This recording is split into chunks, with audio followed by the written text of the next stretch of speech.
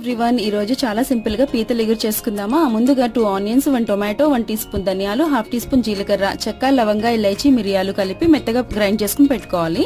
ఇప్పుడు కడాయిలో ఆయిల్ వేసి కాగాక పచ్చిమిర్చి, కరివేపాకు, అల్లం వెల్లుల్లి పేస్ట్ వేసి కాస్త వేగాక ముందుగా మనం చేసుకున్న ఆనియన్ టొమాటో పేస్ట్ కూడా వేసి కాస్త వేగనివ్వాలి.